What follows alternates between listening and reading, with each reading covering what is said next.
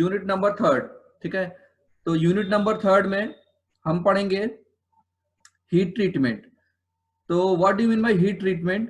तो heat treatment is a process where we obtain certain types of properties by heating a metal to a certain temperature and then cooling at a particular rate. इसका मतलब ये होता है कि heat treatment एक ऐसी process है जिसमें कि हम क्या करते हैं, किसी मेटल को या इस एलॉय को हीट करते हैं, ठीक है, एक पर्टिकुलर टेम्परेचर तक हीट करते हैं और उस टेम्परेचर के बाद उसको हम स्लोली या at a fast rate, at a slow rate हम कूल करते हैं, जिसकी वजह से उसमें स्पेसिफिक प्रॉपर्टीज डेवलप हो जाती हैं और उन स्पेसिफिक प्रॉपर्टीज का हम यूज करते हैं हमारे इंजीनियरिंग एप्लीकेशंस में, ठीक है। तो यूनिट नंबर थर्ड में हम यही पढ़ने वाले हैं, पूरा कंप्लीटली हीट ट्रीटमेंट से रिलेटेड चीजें रहेंगी इसमें। अभी तक मैंने आपको कई बार पहले ही बता चुका हूँ हीट ट्रीटमेंट क्या होता है, लेकिन अब इस यूनिट में हमको बेसिकली इसको डिटेल में पढ़ना है कि हीट ट्रीटमेंट क्या होता है। अब स्टार्टिंग करते हैं हम यहाँ से कि हमको यूनिट नंबर थर्ड में पढ़ना है हीट ट्रीटमेंट, ठीक है। तो हीट ट्रीटमेंट होता क्या है? हीट ट्रीटमेंट का मतलब क्या होता है? ट्रीटमेंट मींस एक पर्टिकुलर टाइप का हम किसी से बिहेवियर करने की कोशिश करते हैं या किसी तरह से बिहेव करते हैं। तो हीट ट्रीटमेंट का मतलब होता है हीट के थ्रू किसी तरह का कोई बिहेवियर जनरेट करना, ठीक है। तो ये दोनों टर्म को मिलाकर के बनता है heat treatment. Basically heat treatment क्या है? एक प्रोसेस है जिसमें हम क्या करते हैं, किसी मेटल को या किसी एलॉय को एक पर्टिकुलर टेम्परेचर तक गर्म करते हैं, लेकिन उसको हम सॉलिड स्टेट में बना के रखते हैं, ठीक है।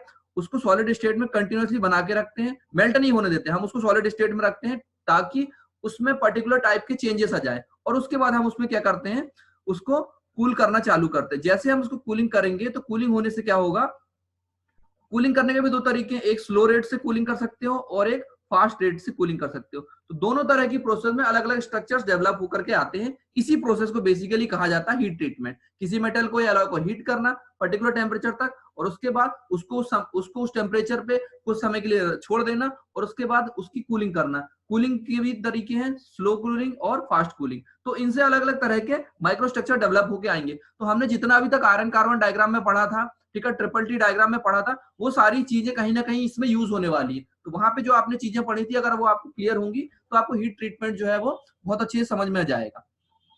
क्लियर? तो ये हो गया आपका बेसिक एक इंट्रोडक्शन की क्या है हीट ट्रीटमेंट। तो हमको सबसे पहले यूनिट नंबर थर्ड में क्या पढ़ना है, ठीक है, heat treatment of the metals, ठीक है। यहाँ पे ये आपको पढ़ना है based on the phase diagram and triple T diagram the heat treatment of various metal. तो जो हमने फेज डायग्राम पढ़े थे, ठीक है, प्रीवियस यूनिट में, यूनिट नंबर 2 में, एंड ट्रिपल टी डायग्राम पढ़ा था, उन सारे डायग्राम्स के थ्रू हम क्या करेंगे, स्टडी करेंगे हीट ट्रीटमेंट की।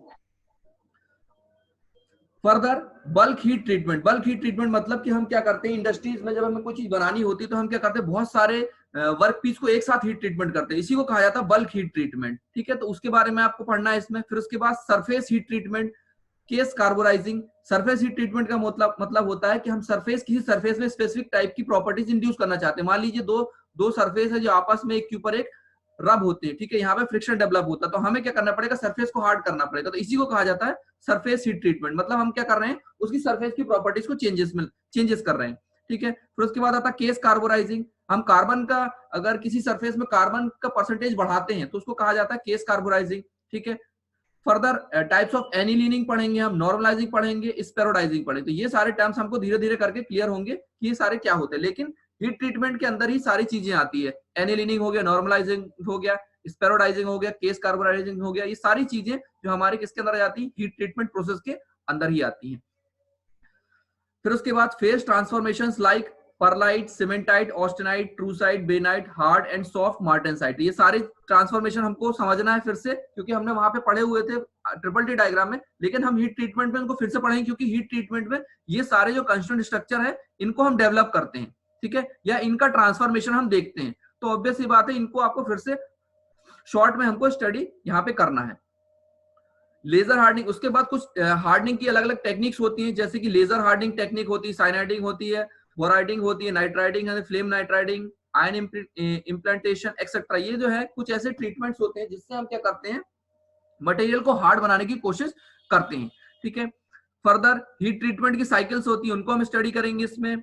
और last, at the last of the unit of the last में हम क्या करेंगे, मेटलोग्राफिक स्टडीज पढ़ेंगे या मेटलोग्राफिक स्टडी करेंगे, जिसमें हम क्या करेंगे, मेटल के अंदर जो माइक्रोस्कोपिक लेवल पे हम उसकी स्टडी करते हैं। जैसे मैंने आपको यूनिट नंबर 2 में बताया था कि कई तरह के स्ट्रक्चर डेवलप होते हैं, परलाइट, बेनाइट या मार्टेनसाइट। हमने कई बार देखा था कि नोडुलर स्ट्रक्चर डेवलप होता है, कहीं पे निडल लाइक का स्ट्रक्चर डेवलप होता है। तो ये कैसे पता चलता है हमको? हमको क्या होता है, ऑप्टिकल माइक्रोस्कोप से, इलेक्ट्रॉनिक माइक्रोस्कोप से हम इसकी स्टडी करके पता कर सकते हैं कि इसका कंस्ट्रक्ट स्ट्रक्चर कैसा दिखता है। हो सकता है किसी किसी में नोडुलर स्ट्रक्चर हो इस तरह से, ठीक है, ये नोडुलर स्ट्रक्चर कहलाता है ना।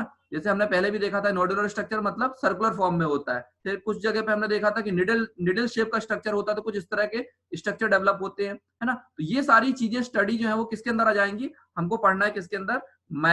मेटलोग्राफिक स्टडीज के अंदर, जिसमें कि माइक्रोस्कोपिक स्टडी करते हैं हम ऑप्टिकल माइक्रोस्कोप के थ्रू, जहां पे हम क्या करते हैं, लाइट का यूज करते हैं, ठीक है, ऑप्टिकल मतलब लाइट, ठीक है। और फर्दर जहां पे हम क्या करते हैं, इलेक्ट्रॉन का यूज करते हैं, उसको हम कहते हैं इलेक्ट्रॉन माइक्रोस्कोपी या इलेक्ट्रॉन माइक्रोस्कोप। तो बेसिकली इतनी चीजें अंदर कवर होंगी हमारे यूनिट नंबर 3 के अंदर। अब हम 1 बाय 1 स्टार्ट करेंगे, एक एक चीज को समझना। हालांकि ये जो आपका सिलेबस है, हम जब पढ़ेंगे सिलेबस, हो सकता है सिलेबस का जो ऑर्डर है वो फॉलो ना हो, कोई चीज ऊपर कोई चीज नीचे हो सकती है, लेकिन हम लगभग सारी चीजों को कवर करेंगे। तो सबसे पहले समझते हैं हीट ट्रीटमेंट का डेफिनेशन क्या होता है। यहाँ पे लिखा हुआ है, heat treatment is a stage in the fabrication of structure and often forgotten. इसका मतलब है कि जो हीट ट्रीटमेंट है, जब हम किसी चीज को बनाते हैं, आप मान के चलिए कोई एक बॉडी, कार की कोई बॉडी का फ्रेम बनता है या कोई चेसिस बनता है, तो उसमें क्या क्या क्या प्रोसेस होती है। बहुत सारे मेटल की इस तरह के वर्क पीस को लेकर के हम क्या कर देते हैं, आपस में वेल्ड कर देते हैं। वेल्ड करने के बाद हम उसको क्या करते हैं, स्पेसिफिक शेप देने की कोशिश करते हैं, ठीक है। तो ये इसी प्रोसेस को कहा जाता है fabrication.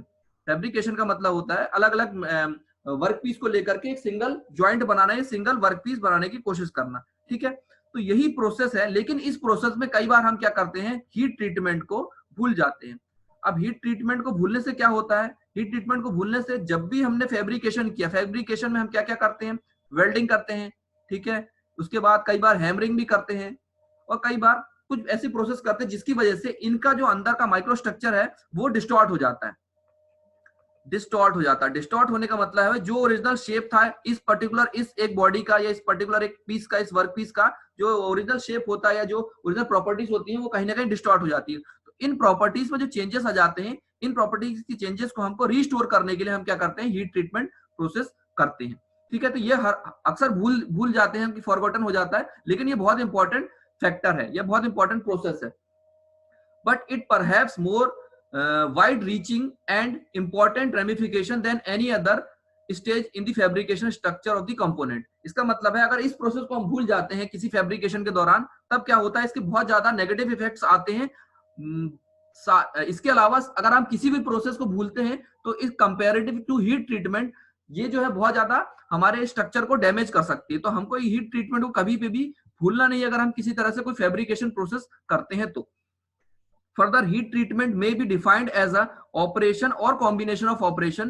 It involves heating or cooling of metal alloy in a solid state to obtain a desired condition। तो यहाँ पे यही चीज समझाई गई है कि हीट ट्रीटमेंट क्या है, एक प्रोसेस है, या कह सकते हैं कॉम्बिनेशन ऑफ ऑपरेशन है। एक ऑपरेशन या फिर कई ऑपरेशन का कॉम्बिनेशन भी हो सकता है वो, लेकिन इसमें हम क्या करते हैं, मेटल को या एलॉय को हीट करेंगे सॉलिड स्टेट में। सॉलिड स्टेट में रखना, याद रखिए, उसको हम लिक्विड फेस में नहीं ले जाते हैं, हम उसको सॉलिड फेस में रखते हैं और उसको हीट करते हैं, पर्टिकुलर टेम्परेचर तक हीट करते हैं, और उसके बाद कुछ देर के लिए उस टेम्परेचर पे रखते हैं। हो सकता है 1 सेकंड के लिए, 10 सेकंड के लिए, 20 सेकंड के लिए, या कुछ घंटों के लिए, और उसके बाद उसको धीरे धीरे या तो स्लोली या फिर वेरी फास्टली हम उसको क्या करते हैं, रूम टेम्परेचर पे लाने की कोशिश करते हैं। और इस प्रोसेस की वजह से क्या होता है, माइक्रो स्ट्रक्चर्स में चेंजेस आते हैं, कुछ प्रॉपर्टीज में चेंजेस आ जाते हैं, यही कहलाता है हीट ट्रीटमेंट।